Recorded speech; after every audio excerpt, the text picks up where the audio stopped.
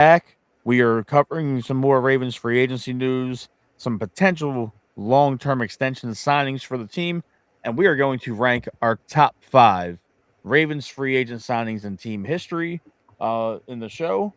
So, Daniel Wilcox and Matt Trigger here. Daniel, it's been a minute. We're on here last week talking about the results of the day one signings and Trey Hendrickson and John Simpson and all those guys. And the Ravens have had some free agent visitors in the building of note the last couple of days. So we'll start off with former Browns tight end David Njoku visited the Ravens a couple of days ago. Your thoughts? Man, you already know what my thoughts are, Matt. I think this is an absolute no-brainer for the Baltimore Ravens. You lose Isaiah Likely, you want to make an impact and a splash on this league and on this team, sign the Joker. Like let's make a big move right here, a big splash. I love them bringing them in. I have no idea why we haven't worked out a deal yet. I'm still waiting for it, Matt. So I'm excited about it, but I hope it turns into something great for us, for sure. Absolutely. I like the move. I think it's a good, solid signing if they do make it. From all reports, is he had a great visit. They're working out the details for a potential contract. Um, I think Njoku definitely softens the blow if, um, with Likely being gone. So if Njoku can get in here, that kind of gives us another viable pass catching option for Lamar Jackson. And if the price is right, I don't think that's going to be too big of a deal. I think it's going to be something that can benefit the team in terms of just having another well-known commodity that can catch a football out there on the field. And while we're on pass catchers and then David Njoku, you know, Mm-hmm. DeAndre Hopkins has made it, apparent that he would love another go with Lamar Jackson. So Oh, I think that would be a nice situation right there as well. But he hasn't been He back would in the love another go building. with Lamar Jackson. So I thought, I agree with D Hop. I think D Hop is a no brainer for the Baltimore Ravens to bring back. We talked about this from day one, Matt, as soon as the season was over with. We wanted D Hop back. I think he's a bona fide Raven. I think he's a great, um, big time, receiver for us here as well. So I would love to keep him here and I would love to keep him on the squad. I think he does great things for this organization and for this team. I'm not sure how involved he is in the community here in Baltimore, but I'm sure he's a guy that shows up to multiple things. He's a serious pro. Absolutely. And switching over to the defensive side of the ball, the Ravens brought in veteran nose tackle slash defensive tackle uh, DJ Reader, formerly of the Cincinnati Bengals Mm-hmm. and Detroit Lions, and I believe the Houston Texans. Um, DJ Reader is a massive human being. He is about 6'6" and about, I'd say, 360, maybe 370 pounds. Ooh, I like that. So he's a pass rusher as well. So he can create pressure up the middle. That would be a nice signing. We don't know what's going on with Matt BK just yet. Mm-hmm. It's still up in the air. He's expected to return from what he's been putting out there, which hasn't been much, but he's training like he's coming back. That's a good sign. Right. Um, Free agency wise, that's about it. I mean, they've made some smaller moves. Some guys, that we talked about last week that are like role Mm-hmm. players and depth. They've added a couple offensive linemen that played for Dwayne Ledford in Atlanta. So that's always a good thing. So I wanted to talk to you about the extension that potentially could be in line for Zay Flowers. Lamar Jackson's obviously the number one priority for the team to get signed to another long term deal. That's no question. You got Right. to get him. You got to get him done. But after that, it's Zay Flowers and Seattle Seahawks wide receiver Jackson Smith and Jigba just inked a 4-year, $168 million deal. He is now the highest paid wide receiver in the NFL. And to be honest, the numbers are comparable between him and Zay Flowers. So if you really want to, you know, split hairs about it, I mean, when you say the numbers are comparable, what do you mean, Matt? Like, say the numbers. Let's see what they look like. I'm pulling them up now. Okay. I like to see what the numbers look like. Because Yes. this one thing you have to do as an agent, everybody. So, I mean, if you don't know this stuff as an agent, you got to know what's on the market. So when Jackson Smith and Jigba hit for 169 mil, you got to see where your players stand next to him. So if I'm Zay Flowers' agent, I'm searching the entire market, trying to see where Zay falls, if he's in the top 5, top 3 in every single position. If he is, we pushing hard to get to something similar to what Jackson Smith and Jigba did. But he got to be in that top 3 range for me. Yeah. They both have just about the same term in terms of games played. Jackson Smith and Jigba has 51 to Zay's 50. Okay, hold on. Let me do my little chart. Jackson Smith and Jigba, and then Zay. Okay, you said games played. How many? 50 to 51 in favor. Zay got 50. Zay's got 50. Okay. JSN's got 51. Okay. By Pro Sports Reference, JSN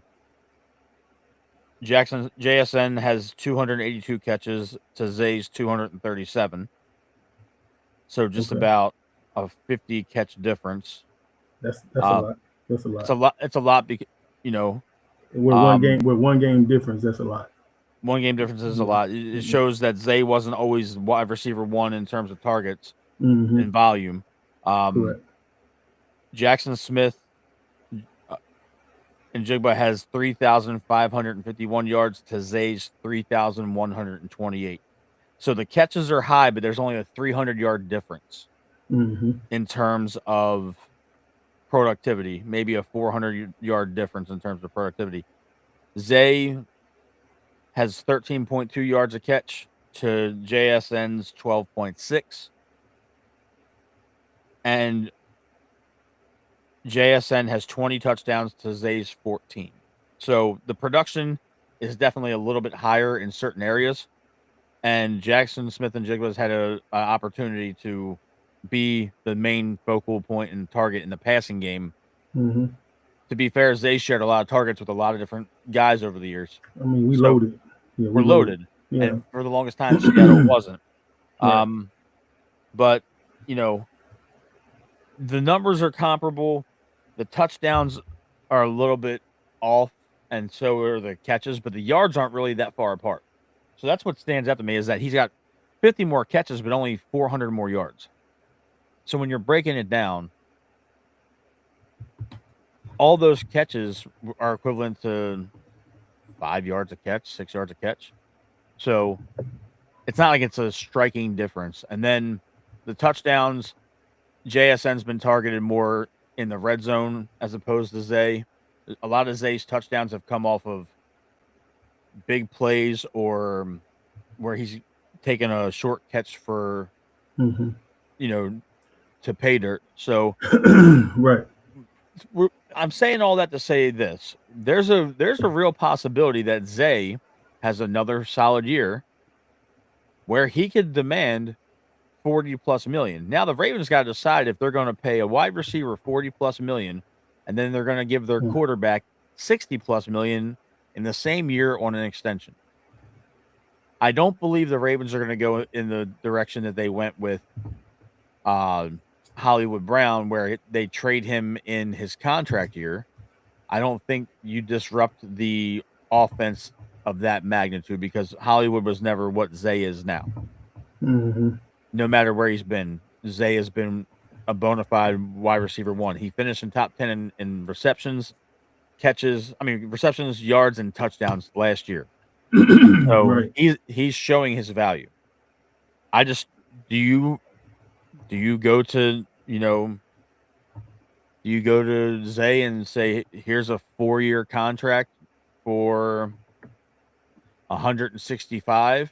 Do you say 4 for 160, make it 40 flat, and then add escalators in there to potentially take it past JSN based on performance? I mean, what would you do if you're the Ravens? I think I'm in a tough spot from the Ravens. I mean, you've had to pay every single body, and that's how this league works. The Ravens do such a great job in the front office. Everybody's elite. When you have so many elite different players on your team, you lose guys like you did this year, and then you got to play the money game and figure out who you're going to keep and who's the most valuable. It goes back to me telling you how the scouting department look at the players, right? You know, who's the most valuable person on the team? Who's the most valuable player? Who's the next most valuable person? Who's the best player we have on our roster? And then go down, you know, it doesn't matter position, just what they mean to the actual organization. You know, so I think they'll have to check that out and see how much they think Zay means to them. I think he's a heck of a receiver. He's a heck of a slot guy, a heck of an out wide guy. He's a punt returner. He's a kick returner if you need him. You know, whatever in crunch situations, I think you could put him back there for punt return. If it's like punt safe, which is like a sure hand situation, you know, he would be a guy I would probably think would be able to go back there in the sure hand situation. He would probably be on your hands team on special teams, and of course he could be kickoff return as well. So I think he's a guy that's special. He's definitely a guy that you want to pay and you want to keep around for a long time. You have some real hard decisions to make, I think, if you're the front office of the Baltimore Ravens. Yeah, and the only thing that would make me think that the Ravens aren't going to entertain signing him long term is that on draft night, if the Ravens go wide receiver in the first round, that means you're preparing for life without Zay, which is not a very wise choice in my opinion. Well, you know how they do their draft too, though, Matt. They draft the best player available. So you know, if it just happens to be a wide receiver, there you go. Yeah, I mean, but in the same breath, we don't pick in the top 15 very often. It's very rare that we're inside that top 15. So BPA could be in play for that, but at the same time, there's a chance that some team doesn't value certain guys, and a top 5 or a top 7 guy or a top 10 guy that Eric sees on the board could fall to 14. Mm-hmm. That's what happened with Kyle Hamilton. Right. A lot of people undervalued Kyle Hamilton. Hell, a lot of our fan base undervalued Kyle Hamilton. And he's one of the highest paid defensive players in the NFL. So there's that. But I'm just curious. Like there's no scenario in which you don't extend Zay. If you don't extend Zay, you're creating another problem that you don't need to have. Correct. Because wide receiver is thin now that Tylan Wallace walked. He's a Cleveland Brown. DeAndre Hopkins is on the street. So you really got to pay attention to what you're doing with this wide receiver room, because Tez Walker has potential. LaJohntay Wester has potential. Right. We don't know what they're going to do with Rashad Bateman. Rashad Bateman could very well be a Raven again next year, but it would not shock me if Rashad Bateman is potential trade bait for a team if we want to move up in the draft. Mm-hmm. Same thing with Marlon Humphrey, but that's on the defensive side of the ball, and that's a different discussion. Right. I truly believe that this wide receiver room could look a lot different, but you got to have number 4 in there. There's no other choice. Zay Flowers has to be in there. I'm not saying he's the best wide receiver in the NFL, because he's not. But what I'm saying is he's the most important wide receiver we have on this roster, and it's not even close. Right. Him and Lamar Jackson have a fantastic connection. He has a very, very, very noteworthy presence in our community with the kids and with, programs and all that stuff. He's very present in our community, much like you were in your days here. So it's imperative. It's imperative to get him signed to a long-term contract. I don't know what that's going to look like. I don't know if you give him a 5th year and say, we're going to make you the first $200 million wide receiver. That could be a possibility. I don't believe the pundits that are saying, "Oh, Zay's only worth 32." If he's not going to sign for something like 4 years, 120 million, he's not going to do that. Especially when JSN just broke the bank, and we looked at his numbers, and they're not too far off. If you take into consideration the fact that Zay Flowers has had to share a field with Derrick Henry, Mark Andrews, Isaiah Likely, Rashad Bateman, and Lamar Jackson for 4 years. 3 years. So he's asking dynamic players. Derrick Henry is crazy. Yeah. So I believe he gets the deal done. I don't know if it's going to be this off season or next off season. Yeah. If we go into this year and Zay has another 1,200, 1,300 yard season, we're talking about a completely different contract. Yeah, in my mind, you pay Zay Flowers. You don't let him go. But I also felt the same thing about Isaiah Likely. I wasn't too crunk about the Mark Andrews signing as early as we did, but he is a tight end, and I love Mark. I think he's a dynamic player. I just didn't think we should have gave him what we gave him. I thought we should have made room to keep him and Isaiah. At the same time, here we go. Where we are what we are. I think Zay Flowers is a guy that you have to stab and keep him on his roster as long as you possibly can and not let go. And I mean, when you look at the numbers, I mean, the average is it's a 45 catch difference. That's what it is. Yeah. 45 catch difference in one game. And you think about the roster that the Ravens have had, from the Keaton Mitchells, the Derrick Henrys, the Hills, the Justice Hills, the Rashad Batemans, the Dez Walkers, the Tylen Wallaces, the Mark Andrews, the Isaiah Likeleys, the Charlie Kolars. He's had a bunch of help on offense, and this team has been absolutely loaded. He still found a way to kind of carve out to be the primary receiver pretty much the entire time here since he's been a Raven. So to be able to share the ball with as many people as he has to share the ball with, I kind of get it. I think if I'm his agent, I would be trying to push for that same type of deal. It's like I said, it's a 45 catch difference. It's a 423 yard difference in those 45 catches, which averages out about 9.5 yards per catch, which is almost a first down every single catch. So you have to give respect to that. So I mean, at the same time, I think we got a dog in Zay. I love the energy that he brings. He's Lamar's number one guy. Him and Lamar from the same area, growing up. It's a lot of energy that's there that stays involved with those two guys being together for the next 3 or 4 years. So if it's me, I'm trying to keep the chemistry of the locker room. I'm trying to keep the chemistry of my quarterback and the receiver room. I believe in my heart that Zay Flowers and Lamar Jackson is a combo package that's here to stay for a long time. I tend to agree with you. While we're talking about contracts, I find it interesting that Isaiah Likely ended up signing for almost an identical contract, value-wise and year-wise, in New York that Mark Andrews signed here. So with Isaiah wanting to bet on himself and turning down an extension this past offseason, going into 2025, it makes you wonder what the Ravens really offered him. If they offered him something great and he was like, or if they offered that to him and he was like, I'm gonna bet on myself, and he saw Mark Andrews get paid. Because in reality, if Isaiah Likely signs an extension here in Baltimore, Mark Andrews is a Giant or a Buccaneer right now. That's where my thought process is, or he's a Charger or something like that. Definitely a Giant, hands down. Or Brown. Todd Monken.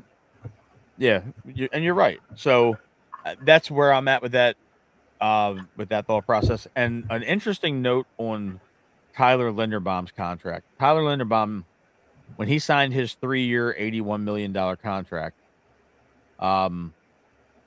he reset the market for centers by 50%. The second highest paid center, or who was the previously highest paid center, was Creed Humphrey from the Kansas City Chiefs at $18 million a year. Yeah. Tyler Linderbaum's contract has stipulations that he can't be franchised when his deal's over, and he's got to believe, from what was reported, he's got a limited no trade clause. So, almost his entire deal is guaranteed, almost the entire thing. I love it for a center. How much is he getting a year? $27 million a year. Okay, nice job. He's not even he is not just the highest paid center in the league. He is the highest paid interior offensive lineman in the entire NFL. That's including both guards, left and right guard. Right. So he has reset the market for interior linemen, not just center. I love it. It was an interesting. I love it too.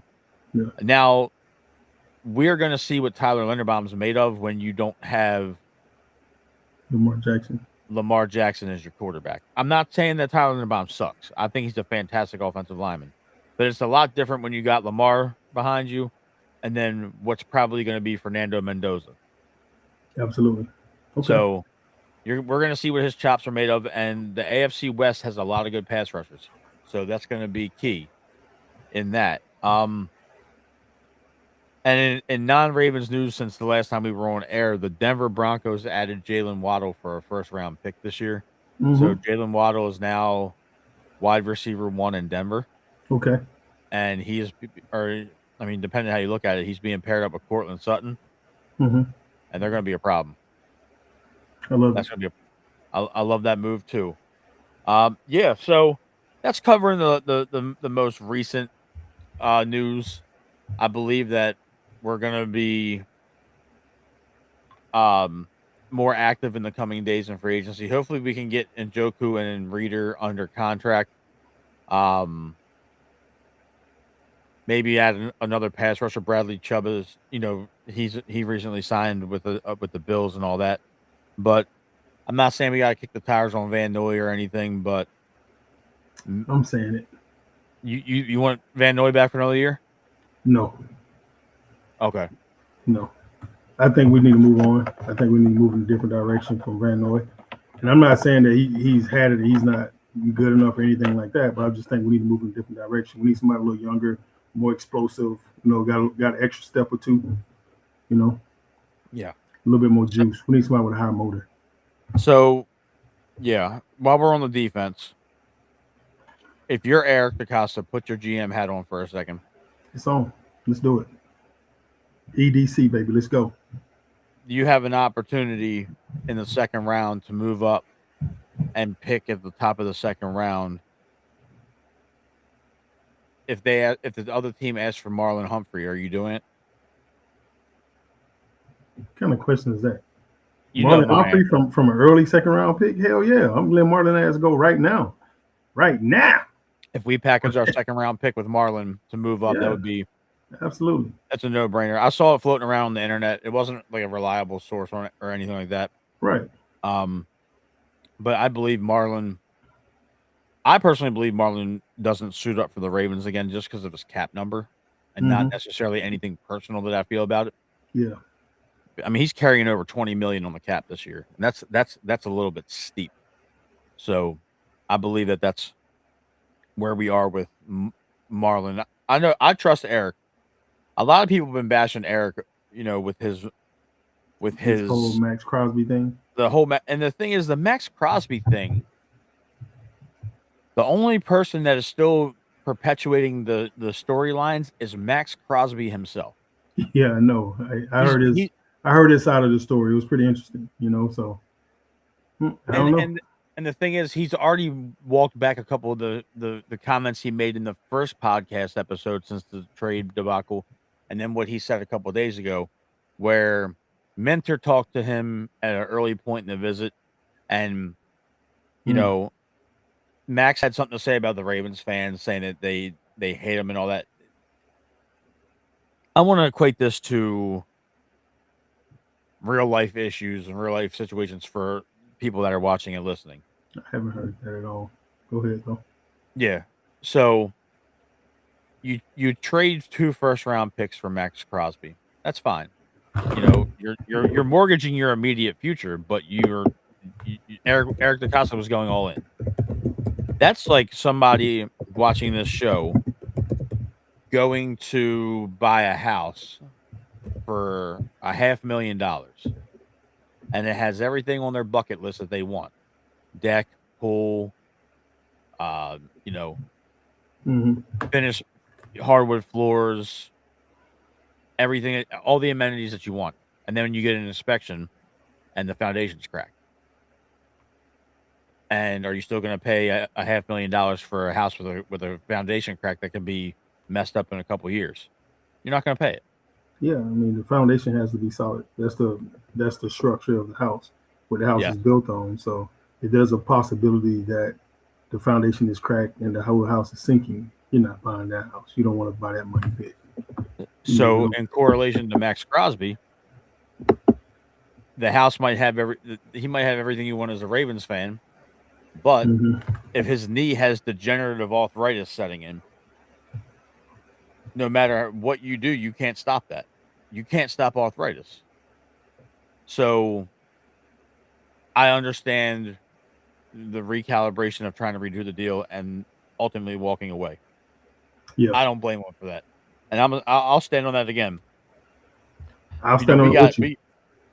we got killed in our comments on some of the social media platforms, and I really don't care Yeah. because at the end of the day, we signed Trey Hendrickson 12 hours later. DaCosta had Plan B up his sleeve already. Yeah. To me, I think for me, more than anything, for the Max Crosby thing, why I'm not mad at Eric and the Ravens for doing what they did is because a deal isn't a deal until the ink is signed. You haven't Yep. signed the ink yet. So if you haven't buyer's remorse or you haven't any kind of anything in the back of your head that's saying this may not be the right thing for you to do, and you decide not to do it, then damn it, don't do it. You know, I watch this TV show all the time. Like I think it's called is it Married at First Sight or something like that, where they go into these booths and they meet with each other. Oh, And Love Island or something like that. no, it's not Love Island. They meet in these pods and they talk back and forth, and then they have to propose to them Love is before they Blind. see them. Love is Yeah. Blind. Yeah, You I know, watch that with my so wife. to me, this is exactly like Love is Blind with Max Crosby. You know, like you get there, you meet them, you talk to them, you evaluate them, you get to see all the things and all the bells and whistles about them, and you fall in love with the player because you watch film and study them and all that type of stuff. And then you get to the altar, and then you decide that something just not quite right, and you back out at the altar in front of all the fans, in front of all your family. You back. Whoop. Temporary difficulties. I don't know what's going on, Mac. I'm like, I don't know what's going on, Mac, because everything is fine on my end. Look like so. Yeah, I don't It know what popped. happened. Yeah, it popped me out and popped me back in.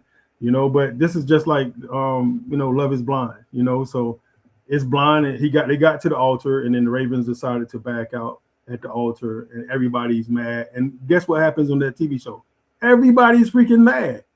You Yep. know, they mad. The wife family is pissed off at the husband because he said no, or vice versa. If she says no, the husband family is pissed off at them. You know, so you know we're the ones that said no, and everybody's mad at us. So I mean, you take it how it comes. And in this business, you only as good as you are with the decisions you make as they go forward and develop into great decisions.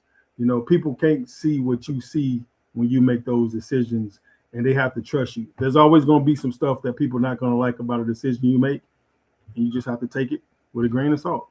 It is what it is. Yeah. It's my decision. It's my job. And if I'm going to lose my damn job, I'm going to lose my job doing what I think is best, not what the world thinks is best. Otherwise, I'll be making decisions based on them. And when I get fired, I'm getting fired because I listened to them versus listening to me. Correct. So that's a perfect lead in to saying yes to somebody. Absolutely. We're gonna do a little bit of a ranking system for the all-time Ravens free agent signings in the top 5. We're gonna do, there's a ton of free agents. There's a lot of people. There's a lot of players the Ravens have signed over the years that you could deem to be number 1 or number 2 or whatever it may be. So I'll start it off with my top 5 for Ravens free agents of all time. And my number 5 is Derek Mason. You good over there, dog?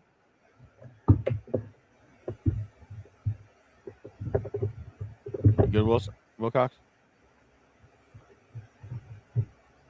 Can you hear me? No. All right.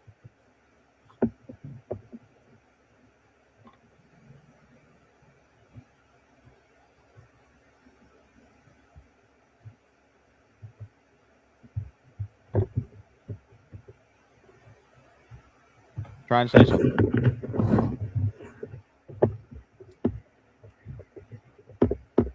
You good, Wilcox?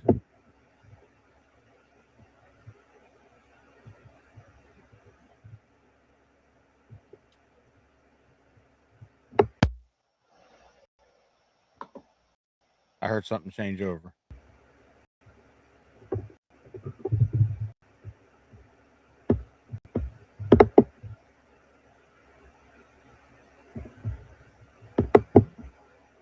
Bear with us, folks. We will get back to the rankings in 1 second.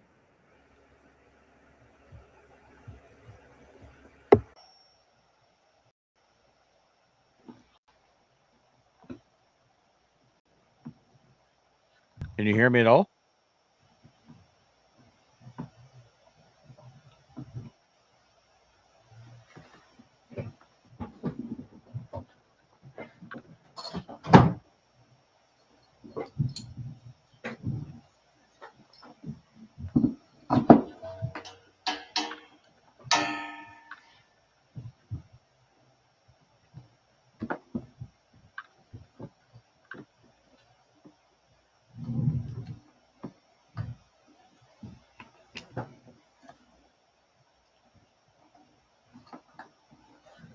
Matt, Yeah, you good, big dog? can you hear me? Yep, everybody can hear you.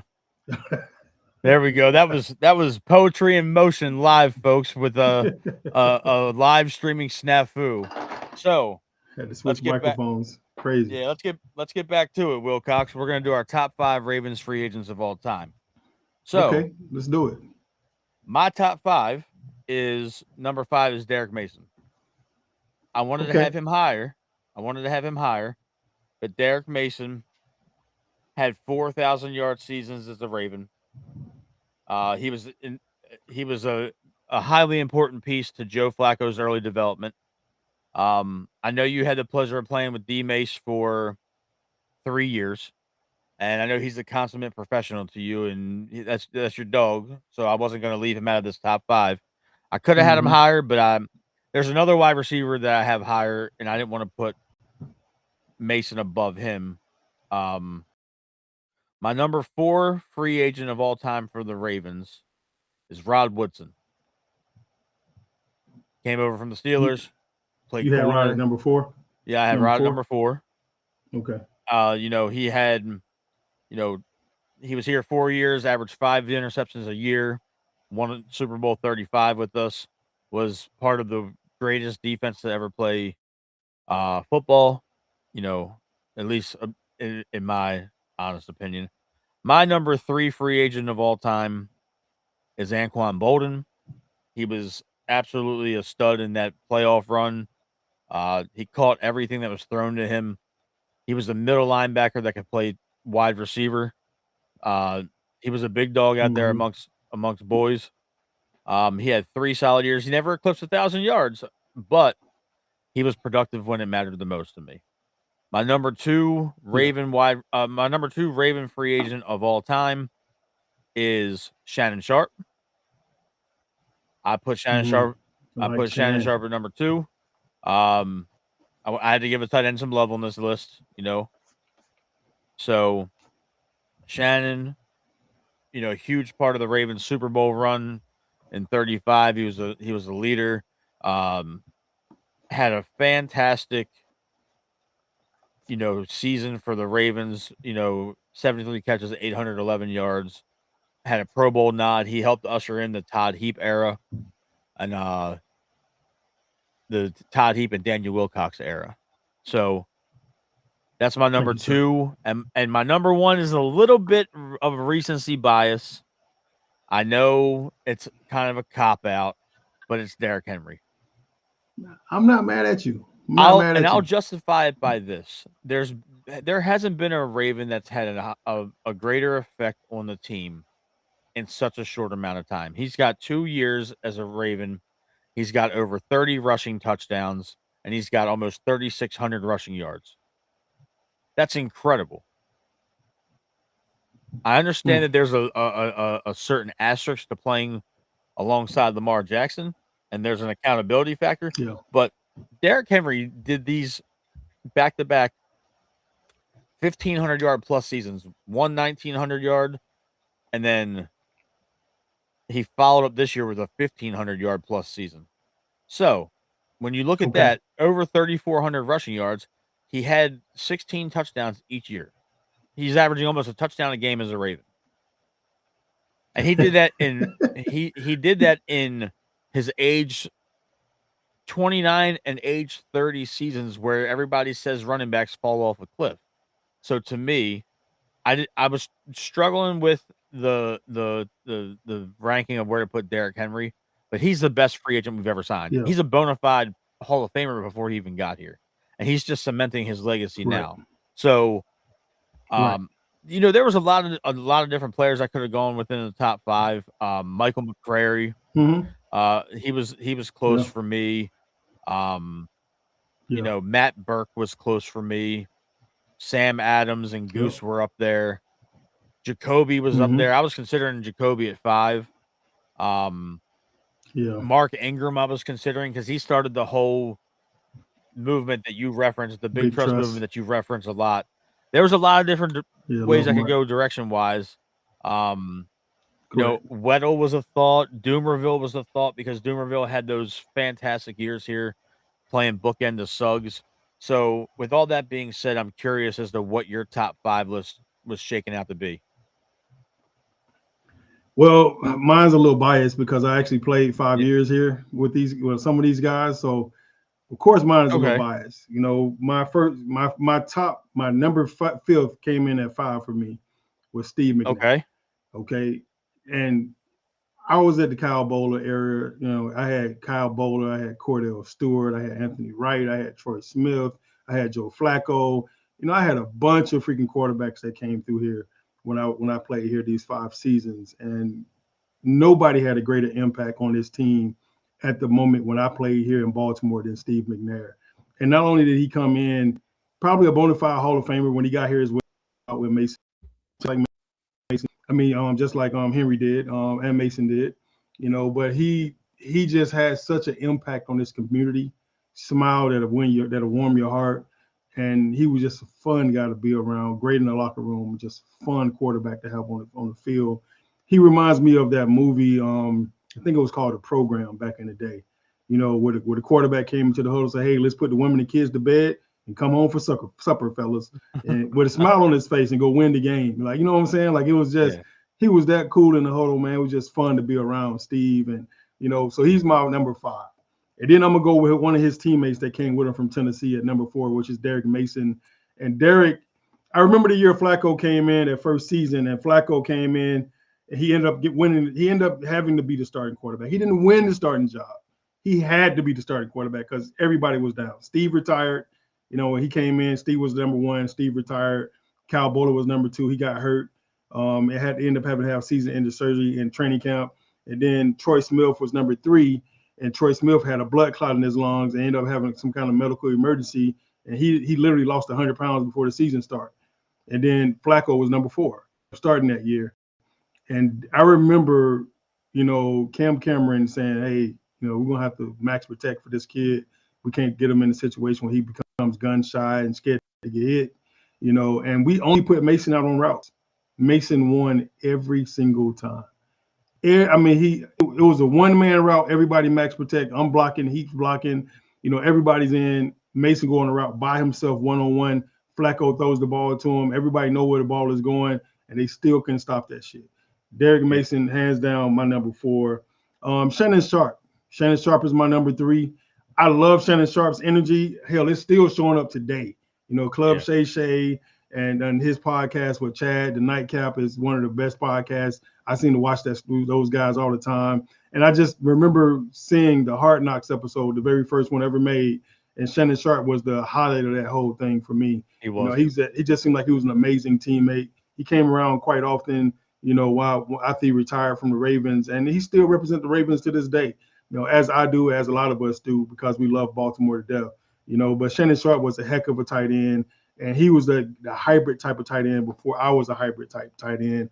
And he allowed me to be able to have a window into this league and sort because he made the smaller body tight end okay in this league. He proved that it could be done. Okay, so he's a trailblazer as far as I'm concerned. He's number 3 on my list. And then Rod Woodson, defensive guy, like Matt said, man, he played on one of the best defenses in the history of this team. Shut out by the Ravens in Super Bowl. They shut down every freaking team that year in 2000. And it was fun to watch, man. He was one of those guys that was just such a dynamic player, explosive player, and the consummate leader on the field. And you just love to see those guys play together and just kind of bounce off each other and greatness, just iron sharpening iron, and just greatness all around that field. Arguably, I don't even know if it's even arguably, to me, the best defense in the history of the actual game itself. You're definitely in that era and in that age. And then, I'm with Matt with number 1. I'm sorry. I know Kay Foster. I know you said something earlier. You was like, nah, if you say Derrick Henry, you got to say Mark Ingram. I love Mark to death. Mark was fun to be around when I was up here in Baltimore. I got a chance to intern with those guys. So I love Mark Ingram. But the fact that Derrick Henry has came here and has done what he's done for this organization in such a short amount of time with the amount of carries that he's had in these 2 years, I mean, his amount of carries have been extremely limited. Like they are not making him the face of this team at all, and he's been able to take 10 carries, 12 carries, sometimes 6, and then still be Derrick Henry. And to me, if you'd have fed him 20-some carries a game that first year, he'd have broke the NFL rushing record in 15 weeks, hands down. And you basically rationing somebody who's damn near a god on the field out here. And he's one of the most dynamic, most explosive older guys I've ever seen play this game. He's equivalent to me of what LeBron James is doing right now in the NBA. When you go and see him catch an alley-oop from half court with a one hand and come down court and still bang on somebody like he's 20 years old at 41, it's pretty freaking amazing. So I'm going to say Derrick Henry. I know he still has another year here, and I hope he has at least 2 more after that. And I hope he continues to able to continue to bring the energy that he has brought thus far. And he has been the ultimate role player for this team, and I'm going to say role player because he's not the face of the team. That's the only reason I'm saying role player, Right. But he, to me, he could get the ball 35 times a game, and I don't think he would miss a freaking beat. Right. That's fair. It was always gonna be trouble when Lamar and Derek paired up. When we found that out last year, we were ecstatic about it. 2 years ago. Correct. And I honestly believe Derrick Henry's gonna have a better year this year than he did last year. You think so? Because they're fixing the offensive line. Now, Linderbaum is going to be a huge hole to fix. I believe they're going to address it in either the draft or they're going to address it in free like training camp, free agency, where there's a surprise cut and they grab a veteran for a year or two. It might have to be that type of situation, but I believe that it's addition by subtraction when it comes to Voorhees and Falele. So Derrick Henry ran for 1,500 plus yards with those guys in front of him, and Roger Rosengarten and Tyler Linderbaum having down years by their standards. Yeah, so with limited reps. Still. Right. He was still not getting 25 carries a game like he should. Mm-hmm. So Keaton Mitchell is a Charger. We love Keaton. We're Keaton guys on this show. But now that Keaton is not a Raven, there's nobody else in the backfield that the Ravens fans are pounding on the table to give reps to. Right. You're not gonna take reps from Derrick Henry to give them to Rasheen Ali. They did last year. They did, but it's a different coaching staff now. I hope it is a different coaching staff. Let's see what happens because it's going to be interesting. And I'm curious because it seems as though we're now catching up the rest of the league where we're not using a fullback. So there's no current fullback on this roster. Yeah. It's interesting to see how all of that shakes out because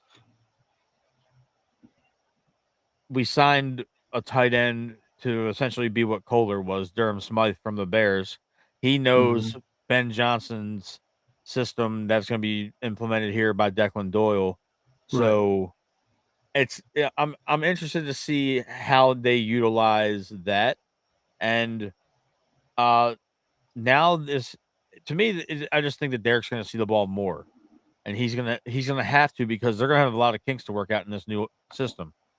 Like you know it better than anybody else, Wilcox, is that having continuity at the offensive coordinator spot is almost mandatory for the development of players. You had 5 offensive coordinators in your 5 years here, correct? Yeah, man, froze up for a second. Say it one more time. I'm saying having offensive coordinators, having the same offensive coordinator is paramount to success. You had absolutely 5 in 5 years here. I had 8 in 8 years and 5 in 5 years here. Yeah, correct. I mean that's rough. It's extremely rough. I mean, you never get comfortable in the system in the first year. You know, you can learn the system in the first year, but you don't know the system in the first year.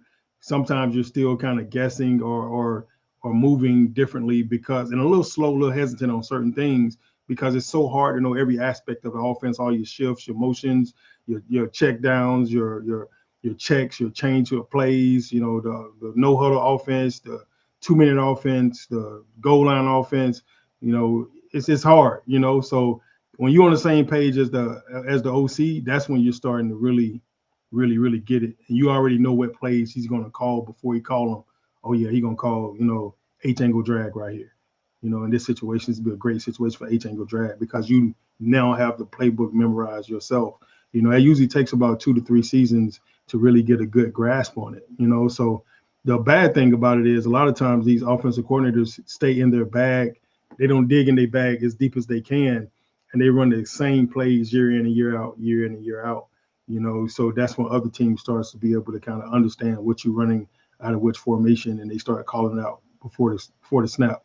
That's what happened the second year after the MVP, the first MVP Lamar got. You know, with who's the OC that went to the Chargers, the one that wanted to run the ball all the time. Greg Roman. Greg Roman. That's what happened with the Greg Roman era.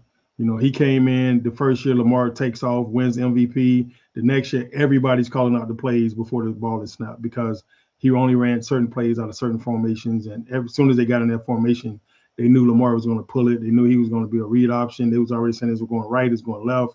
And Lamar was on national television complaining about it because he got caught in his bag. But being able to have an OC multiple seasons, to have some continuity and some consistency is super important in this league.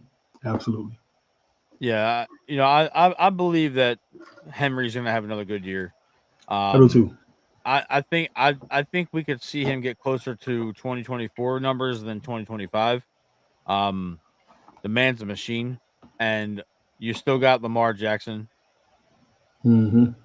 I mean, yeah, I agree a certain amount, okay, that we could see Hill's carries go up.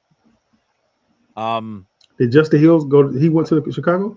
No. He was saying Who? based on Chicago's offense that they ran Oh, last year. okay. They ran a lot of 2 running back Oh, sets. she was saying he will. Yeah. Not okay. I got you. She said he'll. Yeah. I was like, man, I didn't know he left. Yeah. Got me shook for a second. And then Drew, Yeah, I agree. we should have at least tendered Keaton. I agree too. And I was looking at it and I realized why they didn't do it. Okay, I can't wait to hear this, Matt, because I still don't know. I just saw his dad yesterday, and me and him talk for a split second. You know, so I was trying to figure out why they didn't lock him in. I don't think it had anything to do with playing style or injury, or he was a fan favorite, and the organization loved him. Obviously, they kept him around for 3 years. Correct. But when the second round transition tag was almost $5 million. So if we would have signed him to a transition tender, he would have been paid like $4.8 million this year. Right. How much did he get? He ended up getting 2 for 9.5. But I don't think the Ravens were going to invest that much in the running back room because Derrick Henry's on a $20 million a year deal, essentially. And then they gave Justice Hill an extension where he's making correct $3 to $4 million. So you weren't going to have almost $30 million in your backfield on the salary cap. So Keaton was, at least in my opinion, Keaton was odd man out. Yeah. Rashid, and what about Ali? How much is he making right now? You know, he's on a rookie deal. He got drafted a couple years ago, so he's He's capped. So he's under 2 million. He's probably around $1 million, if that. Yeah. And I just believe that it was a salary cap numbers game because they had other people that they had to sign. And if you're going to give your third string running back based on touches $5 million, you can't justify that. I mean, because they drafted LeJohntay Wester to be the return man, so they didn't really have Keaton Mitchell back there doing that a whole lot. Right. And Derrick Henry is running back 1 for every team in this league, maybe outside of Philadelphia. Correct. and or Detroit, but I truly believe that's what it was, and I don't know anything different about it, in terms of what's been put out there. But I'm just kind of reading the tea leaves a little bit. I hate to see him go, but I think he's going to flourish being over there with Amari Hampton. I think Jim is going to Mhm. use him in the proper way. I think he's gonna be a star over in California. Okay. I think he is too. I think he's gonna kill it out there. To be honest with you, I think it was the best move for Keaton. I hate to see him go, but I really do think it was the best move for him. I think they'll use him. I think he'll show up well, and he'll look even faster in that white and baby blue, powder blue. Yeah. I'm gonna post this comment from my boy K. Not getting Lamar's deal done is why Keaton is gone. The thing is, we ended up adding void years to Lamar's deal, and we got his cap number down by 40 million. So the deal got done. It just wasn't an extension. So Yeah, the Ravens opted to use that clause in the contract to get that deal done. That's all I believe that was. I don't believe it was anything else.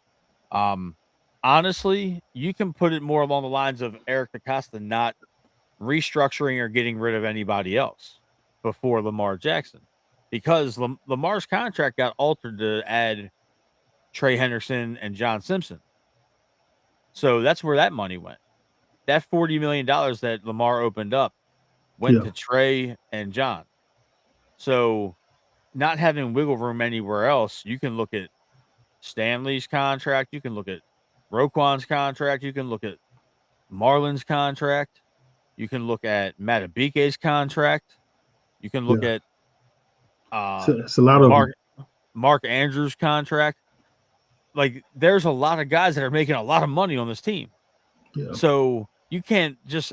I'm not trying to defend Lamar or anything, because that's not what this is about. But there's a lot of guys you could have tinkered with their contracts, or simply just sent them packing. You could have kept Keaton and Isaiah Likely if you would have gotten rid of Marlon's contract, if you're looking at numbers. All right, let me ask you this, Matt, because you are the contract guy. So you think we overpaid Mark Andrews?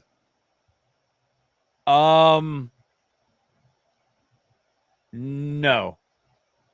I'll say it like this. Obviously, we went to Isaiah Likely first. He said no twice from what was reported. We were facing the possibility of going into the 2026 offseason with no tight ends under contract if you don't get one of them done. Obviously, Correct. Likely wasn't going to get done. So You think pivoted. they didn't offer Isaiah 40? We don't, but we'll never know. We'll never know, because there was numbers that were floated around that was 4 for like 50, and that obviously isn't What he got? 14 a year. It's more along the lines of 12. So if we weren't going above that 12 number, Isaiah Likely gambled on himself and ultimately lost, because he's not a Raven and he's playing on the same contract that Mark Andrews is. I think you had to pay Mark because Kohler isn't the guy out of those three that you're going to keep. Right. And Kohler got a bag. 3 years, $24 million from the Chargers. That's a lot of money for a third string tight end. He's going to be their tight end 2 or tight end 1, depending on how you look at it. Correct. They're giving him borderline tight end 1 money. So with all that being said, you couldn't lowball Mark Andrews, because Mark would have said no. You think then he you're would have looking though? at- You don't think Mark would have took a little less right now? No, because no matter what we think about Mark in the postseason, Yeah. when you look at his regular season numbers, Yeah. he's still the guy. He's still the guy that produces in the regular season. Right.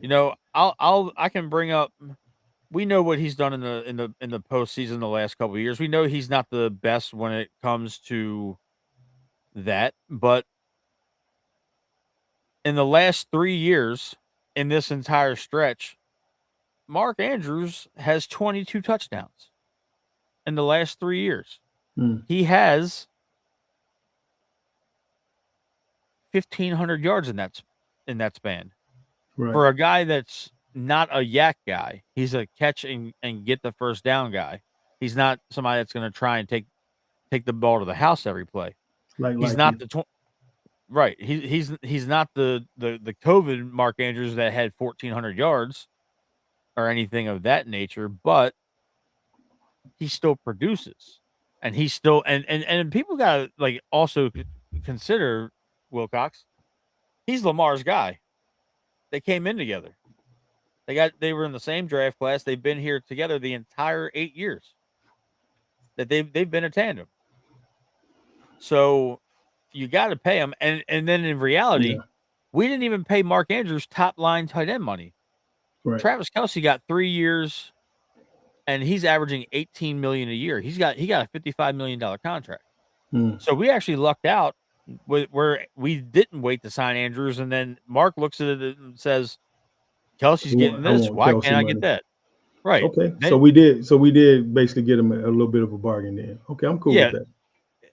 You know, so he did take less money, basically. He did. It didn't look like he took less money until the Kelce contract. But I mean, he likely got more than him. That's the thing that kills me, right? I think by like $1 million. He did, and then he got incentives for another $8 million.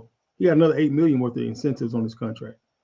You know, so he signed for 40. Mark signed for 39. He signs for 40, and then he gets like another $8 million worth of incentives if he completes these tasks. I'm also gonna say it like this with the incentives. Okay. Number 8's not in New York. True. Jackson Dart's in New York. Now he might be the new wonder kid. He might be the new age, like it quarterback. He's a good quarterback, but it's a lot different when you are preparing for a game plan where you don't have to worry about Derrick Henry, Lamar Jackson, and Zay Flowers. They got Malik Neighbors recovering from ACL injuries. Scatterboo had that horrific broken leg, broken ankle situation.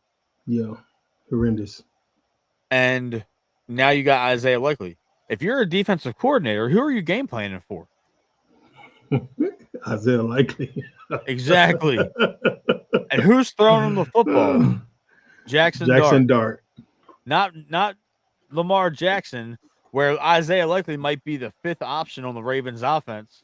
And now Isaiah Likely is the 1st or 2nd option. So they're going to game plan for him. He's going to see that bracket coverage. He's going to see that linebacker spy with help over top. He's going to see the safeties and the nickelbacks. He's not seeing the dime back anymore. He's not seeing a linebacker that's mismatched. They're not going, and it's Harbaugh's offense. Harbaugh offense. He's Harbaugh not, don't have an offense. What are you talking about? Exactly. That's my point. Oh, okay. I'm like, what? That's my point. He doesn't it's Harbaugh's special team unit. Yeah. So, like, if Isaiah Likely outproduces Mark Andrews this year, I would be shocked. Just on those facts alone. Yeah. And I don't think a lot of people also realize that a lot of his big plays were broken plays. You know, so when you talking about bracket coverage, is Jackson Dart going to be able to extend the play like Lamar does? No. That's what I'm saying. No, nobody does. There's nobody in the NFL that extends up. And I'm not saying this because I'm biased and I'm a Ravens fan. If you look around the league, there's not many quarterbacks that have the athletic capability to extend plays in the manner that Lamar Jackson has on film. Yeah. Jaden, maybe. Mahomes is the only one. Mahomes has an impeccable ability to escape, but now he's coming off of a torn ACL. We don't know what that's going to look like. I'm sorry. I mean, I hear you about the Mahomes thing, but when I watch the Chiefs play, bro, the holding they get away with on the O-line for Mahomes to be able to scramble the way he scrambled, I mean, come on.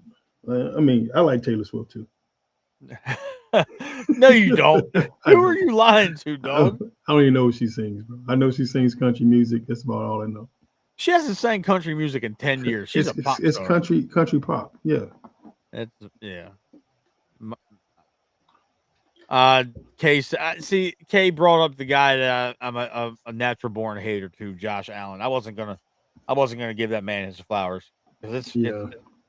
I everybody on mean, this show. I rock with Josh. I think Josh is a really decent. See, this is the thing I hate about Josh Allen, right? Josh Allen does every single thing that Lamar did early in his career that everybody hated on Lamar for, but they praise Josh Allen for it. So that's the only thing I don't like about the Josh Allen situation. But I think he's a heck of a quarterback. I think he's a heck of Yeah. a ball player, and he leads his team just as Lamar does. I think he does a phenomenal job. But everything that Josh does, Lamar can do better. And every time Lamar do it, he gets nothing but hate, nothing but why is he running the ball so much? Why is he can't be able to do that forever? All this, you know what I'm saying? And then when Josh does it, oh, he's the best rushing quarterback in the NFL, and he's amazing. He makes people, And it's he's a so goal line touchdown merchant. yeah, it's horrible, bro. I hate it.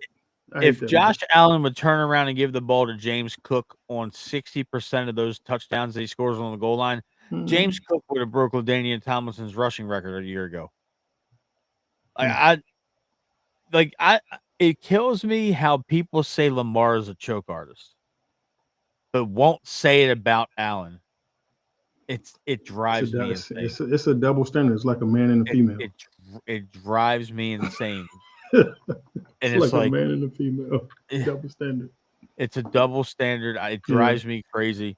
I could do a whole show on why Josh Allen is fraudulent, and it would be longer than what we've been doing now. Yeah. Because if everybody wants to have revisionist history and they want to forget about certain shit, people were talking about Josh Allen being a bust until they traded for Stephon Diggs. Yeah. And they went and got Cole Beasley. They went and got Emmanuel Sanders. They've revamped his entire wide receiver room. And But then that's he what you're was a good supposed to quarterback. do. Right. But Yeah. Lamar Jackson won MVP where his wide receiver one was Willie Snead. Really, it was Mark Andrews. It was. But I'm talking about the wide receiver room. I'm not talking about the tight ends, Wilcox. I need you to back up off Willie Snead. He wore number 83, bro. Come on. I understand that, but let's just He think wore about that. He wore that jersey, right? That jersey. Yeah, That the jersey behind you. Yes, he wore that jersey. You know what I'm Yes. saying? Like, come on, bro. He balled out. But the thing is, Willie, nothing but love, Snead, bro. nothing but love to Willie. But Willie Snead was his number one wide receiver, and Lamar Jackson won an MVP and won 14 games. Real And talk. Josh Allen needed them to go and get 3 wide receivers in one off season to make shit work. But you're supposed to build around your quarterback, supposed You're to, but saying it like that's wrong. That's right.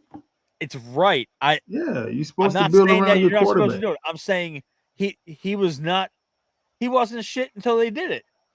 But he didn't have shit until they did it. And Lamar did? I'm just saying, Lamar had Mark Andrews. Come on, bro. What? But he had a rookie Mark Andrews, a Yeah, second year Mark A Andrews. rookie Mark Andrews was so elite. I know Wilcox. I mean, come on now, though, dog. I'm telling you, he was legit. Look, I was there. I saw it. The man was elite. I thought Mark Andrews was the older guy in the room because he was so elite mentally. It was more mental than it was physical, And I remember they had Hayden Hurst came in right after him, and Hayden Hurst I thought was the future because his athletic ability was elite, So I was like, once Hayden mental catch up to Mark's mental, Hayden's going to take over. That's exactly what I told Eric and the rest of the company up there, because I didn't know Hayden was older than Mark. I didn't know that. Yeah, Hayden was like 26 years old when we drafted him. Yeah, I didn't know that. He was already older than Mark when he got here. I want to say he played pro baseball before we drafted him. He did. Yeah, he did. He went to play pro, and then he went back to college. And he was older when he got to college because he went to play pro ball first, baseball first. I didn't know that, though. So when I came in and did my evaluation, I said Hayden Hurst is the future because his athletic ability was elite. I didn't think Mark's athletic ability matched Hayden's stuff. But as far as mentality, Mark's mentality and mindset and the way he saw the game was so advanced that I said once Hayden catch up to his mind, he's the future. I didn't know Hayden was older than Mark when I told him that. You know, so Hayden ended up being out of here a couple of years later. Yeah, that was wild to see. Yeah, But you know, I at the end of the day, I think the Ravens made the right choice because we could have been in a situation where none of these guys were back. right. So that's where I Lost the was whole with that. But damn team. yeah, It's a compliment to how dope we are, really. it is. By us losing all these guys and they getting paid what they got paid. And shout out to Eric DaCosta, his 2022 draft class Yeah, has amassed almost $300 million great in job, E. free agent money. And I want people to understand, like that's what pissed me off these last 3-4 years. Me and Matt both knew how talented this team was and how many great players we had, and we knew we left Super Bowls after Super Bowl after Super Bowl. We knew we should have had at least 2 or 3 Super Bowls in the last 4 or 5 seasons because we were so stacked talent wise. And to see us lose the way we lost in the playoffs the last 3-4 years is absolutely horrendous. And that's why Harbaugh is out of here. That's why Steve Bisciotti said what he said. If he'd have won one more game, then he would have had one more week. That's basically it. Yeah. You know, The shoddy press conference is still wild to me, but that's for it. another time. Yeah, it was I great. love Steve, man. I love it.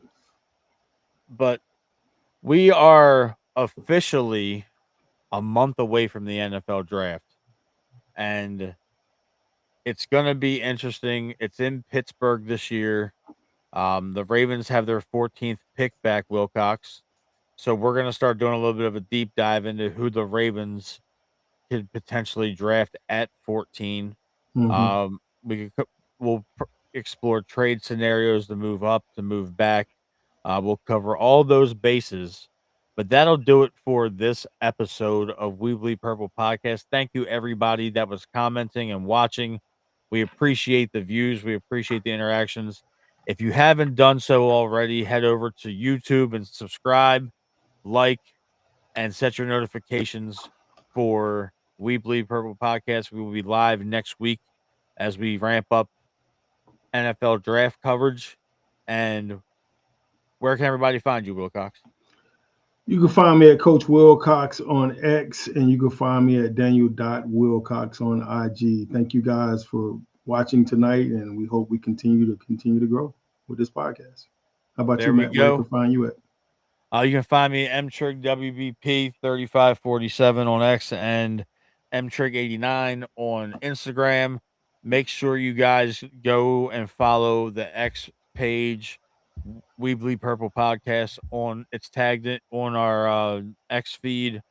We're on Instagram. You can find us on TikTok at Matt_WBP and Wilcox Custom Homes.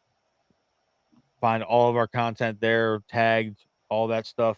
Keep on interacting, and we will see you guys next week. Bird Gang.